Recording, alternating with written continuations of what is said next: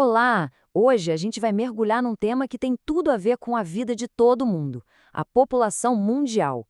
E o mais incrível é que dentro desse nosso planeta existem duas realidades que são completamente opostas. Bora entender como isso funciona?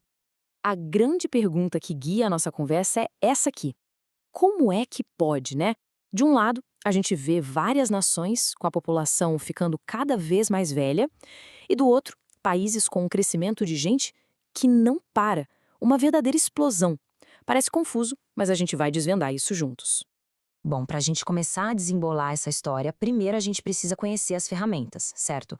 Vamos ver rapidinho os conceitos básicos que os especialistas usam para medir e analisar a população. São peças-chave para entender o cenário todo. A primeira ferramenta é a taxa de natalidade. É bem simples, na verdade. Basicamente, ela conta quantos bebês nasceram durante um ano para cada grupo de 1.000 habitantes. É o primeiro indicador para a gente saber se uma população está aumentando. E claro, se tem a taxa de quem chega, tem que ter a de quem parte. Essa é a taxa de mortalidade. A lógica é a mesma, o número de pessoas que faleceram em um ano a cada 1.000 habitantes. E olha que interessante, a diferença entre a taxa de natalidade e a de mortalidade nos dá o chamado crescimento natural de uma população.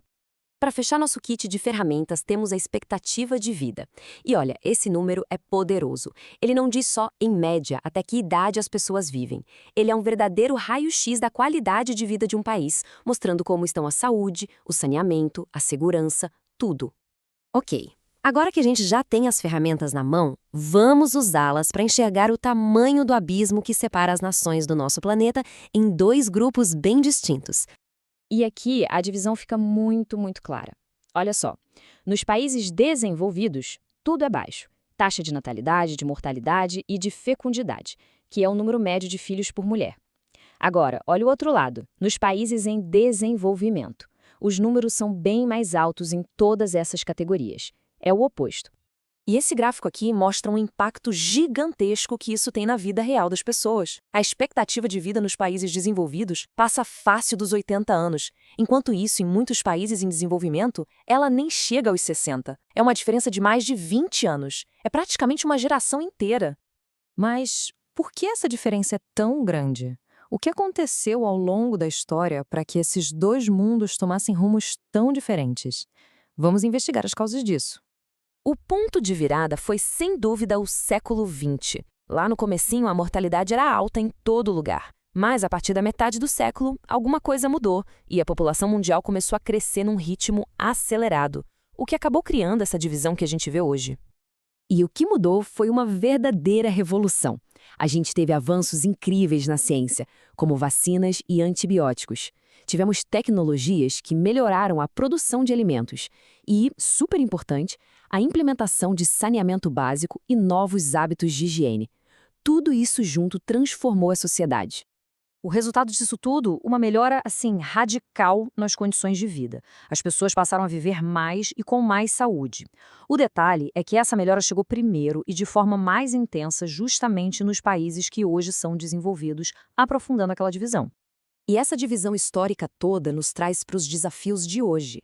E o mais curioso é que cada um desses dois mundos enfrenta um futuro com problemas bem específicos que são quase o espelho um do outro. Nos países desenvolvidos, como nasce pouca gente, o grande desafio é o envelhecimento da população.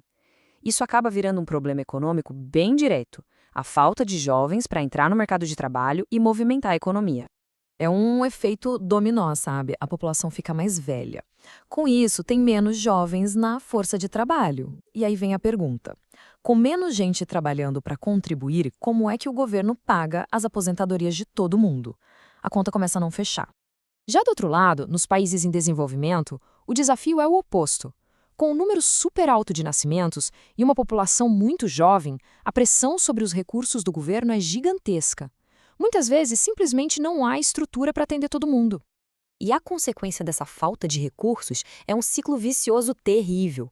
O acesso a médicos e saneamento continua ruim, o que mantém as taxas de mortalidade altas e a qualidade de vida baixa.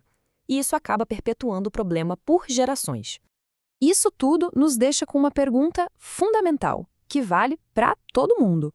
Com futuros tão diferentes, um de envelhecimento e outro de explosão de jovens, Como é que nós, como um único planeta, podemos encontrar um ponto de equilíbrio?